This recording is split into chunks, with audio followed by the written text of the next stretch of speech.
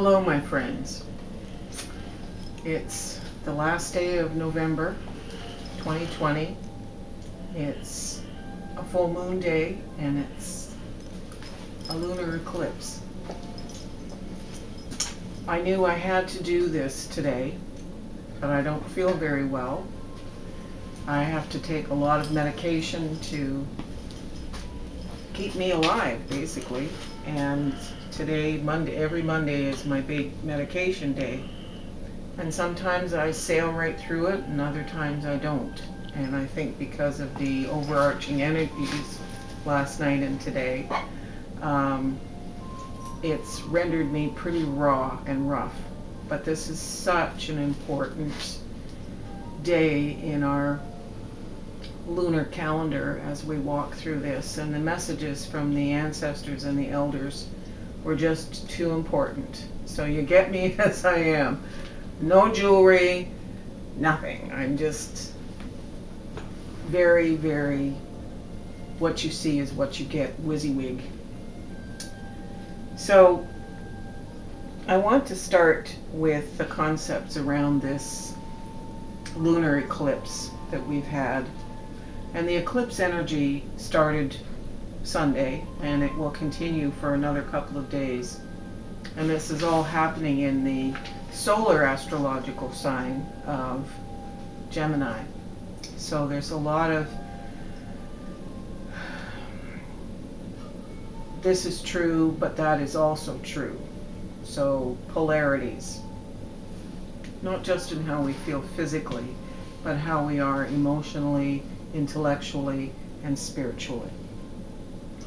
So I don't always pull the cards and look at them ahead. I just did that today because I really wanted to spend time with the energies of the ancestors to really make sure I got the right message for this last full moon of, technically, the last full moon of this medicine wheel year.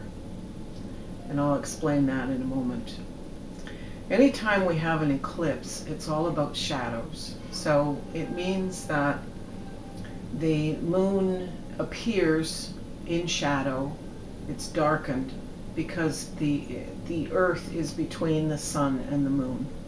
So the moon in its orbit of the earth goes into shadow, and it changes the color from a lovely, yellowish white ivory color as we usually see it, to kind of an orangey, reddy color, and it's often called the blood moon for that reason.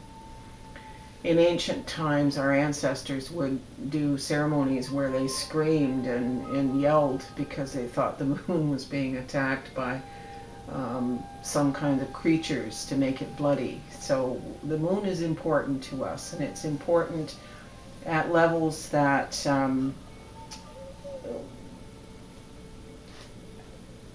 change our lives. I mean, our moods are altered by the moon. The fluid flow in our body is altered by the moon. We can get headaches. We can be sleepless. I wasn't sleepless last night, mercifully, but the animals in our home were on guard. And so it affects people differently. We are in this moon cycle right now of gives praise woman. And if we compare the difference between solar astrology and lunar astrology, if you think about solar astrology, here I am on the earth and I'm looking at the sun. The chart is represented as the sun, and it's divided with 12 houses around it. And we have typically, the signs start with Aries, and they have a very scripted, precise end and start date. So they always start on the 19th, 20th, or 21st, depending upon which zodiac cycle you're talking about, and it ends the next month. We always know the exact times of those astrological signs. With lunar astrology, it's different. Every year the moon cycles start and end differently because the moon's orbit is different from year to year. How close it gets, which is perigee, how far away it gets, the size of the ellipse that it travels. And so this year is one of those years when, technically speaking, we are only going to have 12 moon cycles. And the new moon for next month, the new moon that happens on the 14th of December, happens so close to winter solstice that we must rethink it and call it the new moon of 2021. So we're technically, on an average year, we would celebrate on winter solstice day. When we're calculating the moon cycles, we have to take them from where they actually are, because that's how the moon influences us. So the new moon on the 14th of December is technically the first moon cycle, the talks with relations cycle. And so that's a big differential. So this year we don't have the becomes her vision, the grandmother of the 13th moon cycle. That doesn't mean she's absent, she's gone somewhere. She's just not dominating a particular moon cycle this year. And I think with the way 2020 has gone, we wouldn't want to become the chaos that 2020 has brought to us with this pandemic and an American election and all the other crises that have happened in the world. I see it as a beautiful year of healing and introspection and opportunity, but not everyone feels that way about this year. So basically, our 13th moon cycle starts up here this year, just before solstice. So it's not going to be the 13th, it's going to be the first moon cycle of 2021. And that's kind of good because, we want to get past this year. So that being said, I looked at the concept of the moon being in shadow, this Gemini aspect of the eclipse. And I thought very long and hard that this is about shadows. This is very much a whole year. If we actually had becomes her vision, we would be talking about all the shadows that we have faced individually and collectively. So I pulled cards respective of this, and I used Monica Badursky's Shadowland Tarot because, of course, it's about shadow. I used her Lenormand deck as significators of each of the cards I pulled. But I also went back to Judith Pintar's deck based on the medicine wheel and looked from the perspective of the ancestors and the elders. What would they tell us about the cards pulled? So I'm not doing it as a medicine wheel specifically reading today. Basically, I'm looking at this as shadows. So the first card pulled today was Wheel of Fortune.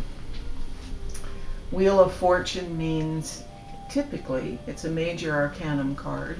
It's signifying to us that, the Wheel of Fortune can end up on a high. We can be riding the top of the wheel, or we can be at the bottom of the wheel hanging on for dear life. But it's normally a card of good fortune. And it is about cycles, seasons, the ebb and flow. So I get the sense of perspective here that we need to look at this year as getting the low end of the wheel behind us, and we're moving into a more positive time as we look forward to 2021. The Lenormand card I pulled to see what is in support of this, it was snake. Now, snake often it's considered a negative card, of course. It's about gossip, backbiting, people trying to tear us down. It could be co-workers, it could be family. But basically, what I get from this is it's good fortune if we stand our ground, if you can face the shadow of snake. Because snakes' concepts of being torn down by others can also represent us being torn down by ourselves. So consequently, we have to look at how we view ourselves, and we have to look at the circumstances are in our control. The second card is the Page of Swords in reverse. Now, tarot is read in reverse.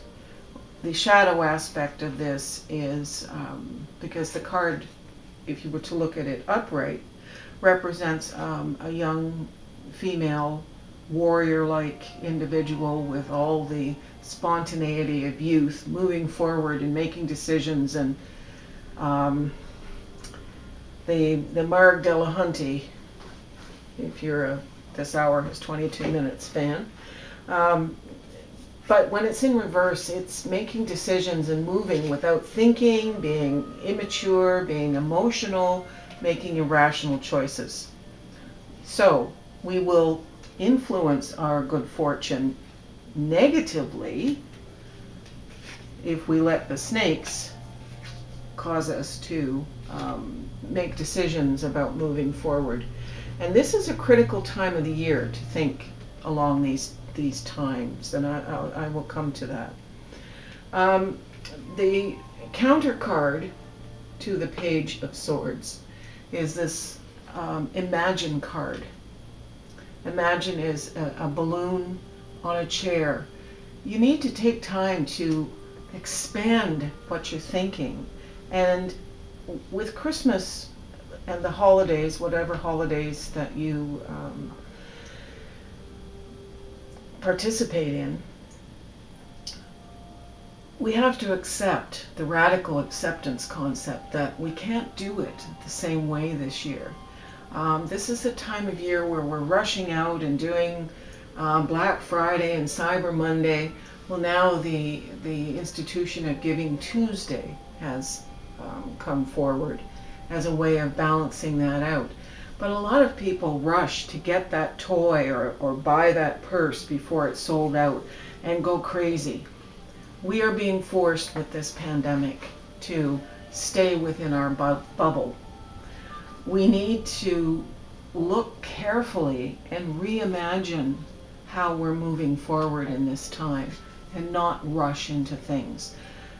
We have to be thoughtful and co-creative, and every one of us is capable of being co-creative.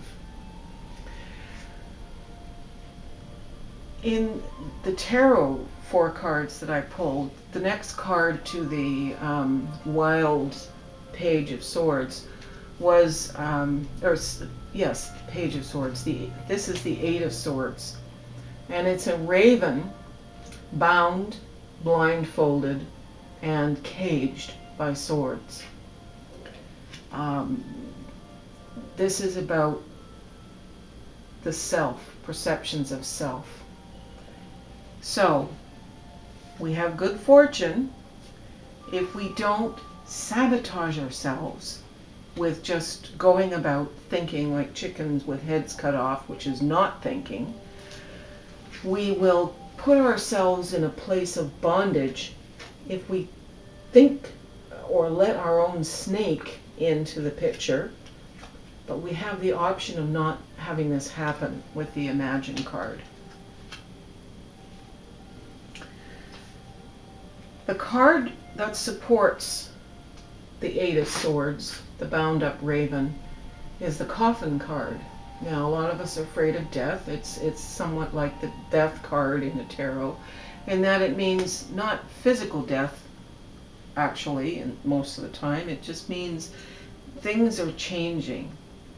A lot of us haven't liked the economic surplus, the craziness, the overspending, the commercial aspects of the holidays.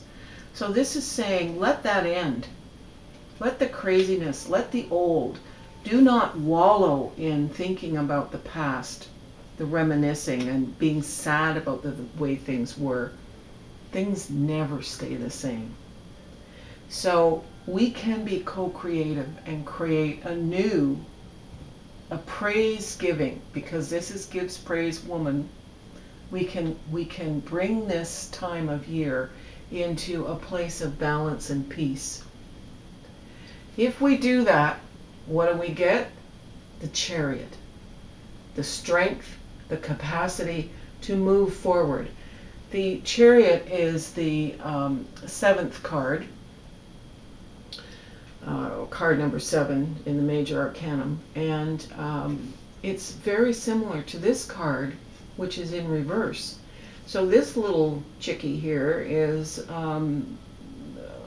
got her sword and she's running amok because she hasn't thought and she's being immature and she's just going crazy. This chickie has her sword in the air and she's moving forward in the way of right relationship, which is what my elders used to say.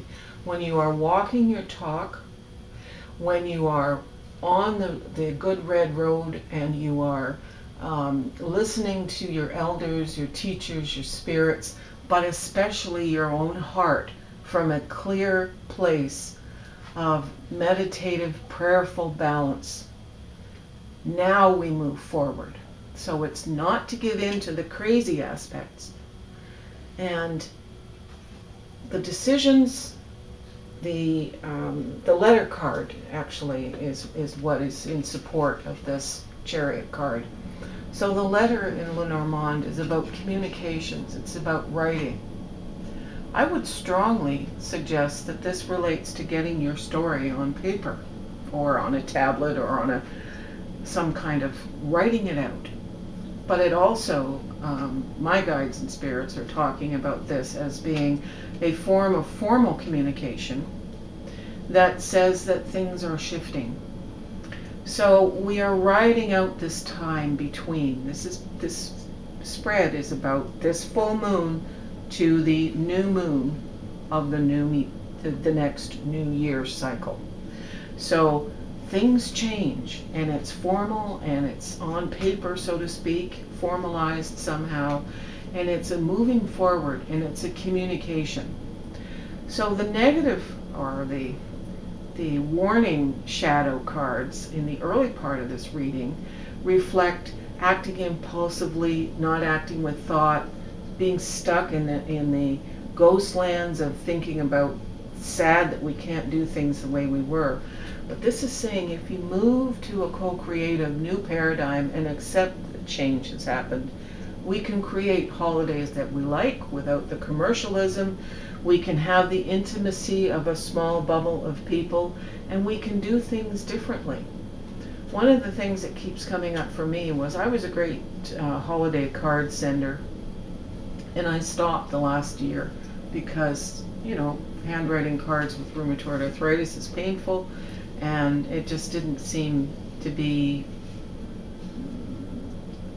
that helpful, I guess, for me, or that I didn't get that good feeling from it. But they keep telling me to send cards this year, to send cards. And this is an aspect of this card. So if you haven't been sending Christmas cards, because we can't get together with people, and online Facebook type greetings are kind of meh, let's show people that we care about, friends and extended people, just how much we appreciate that. It's a very old-fashioned way, but it will work.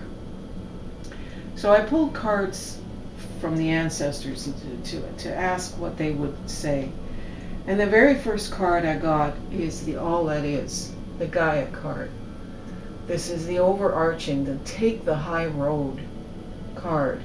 It's exactly the same kind of principle here as the Wheel of Fortune. These are both wheels. It's not exactly the same principle, but it means think of all things, think of all aspects, physical, emotional, intellectual, and spiritual. And the Gaia, as a symbol of the earth, is also cementing the concept that the earth has been able to heal to a great degree because of this pandemic. We need the earth. We need the earth to survive. Without the earth, we die. So think of the higher perspectives here, and this will keep you from these two positions. The next card that the ancestors talked about is the here and now, remaining here and now. Do not go too far into the past and do not jump into the future, because the here and now is what we have. It is the all that is. If we do that, by next summer we have south and transformation. The transformation again is not, the south refers, by the way, to the position on the wheel. But so by next summer is where I know. So basically as of summer solstice. The seeds of action that we put into place right now will have changed everything for the better, for the all that is. And that requires us to be meditative, prayerful, self-centered, focused, and calm now. And then the rebirth card, back to the Gaia card of the here and now. So, excuse me, we started with a Gaia, the earth card, and we end up with we are birthing. This is, if you can't see it very well, it is a woman with a pregnant belly releasing her hand to touch the moon. The moon represents shadows. She's releasing shadows. We will have released the shadow that has been created by this pandemic. So we are entering into eclipse season again. There's more eclipses. Let me just give you the dates for those.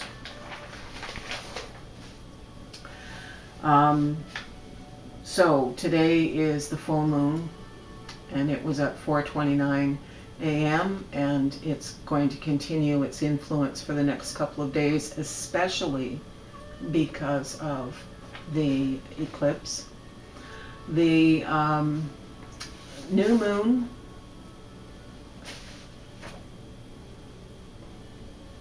is a super new moon in perigee, and it's a total solar eclipse on December 14th. We'll talk about that in 2 weeks when it happens. After that, we have another full moon on the 29th. But as I say, December 14th is the beginning day of our new year. So it's quite something. And I don't want to take us too far ahead, but everything that you think you need to challenge yourself, perhaps if you see yourself falling into negative cycles, and forgive the cycle. Just say thank you. So at some point in my life these thoughts worked for me, but they're not working anymore. Thank them. Give them to the universe. Do ceremony. This is an important time with the end of this year to be doing ceremony. So pull together your bundles, pull together your ritual objects, and hopefully not only will we have a new moon video, but we will have a solstice video where we will actually have ceremonies, and Brian will be in that video with me, and we will together perform ceremonies and rituals. Anyway, I think that's the summation of this for me for this year. This is the last full moon in the medicine wheel for 2020. Stay in the here and now, be focused, do some writing, and be at peace. Know you're loved. If you have any inkling to, if you like this video, hit the thumbs up. Please subscribe. Hit the little bell beside the subscribe, and it will give you a notification every time we post a video. And you'll be the first to get the video, actually, when that happens. We're here for you, and we'll be doing some webinars and online courses over the winter, so keep posted. I will keep you posted on this channel. Miigwech. Yawen.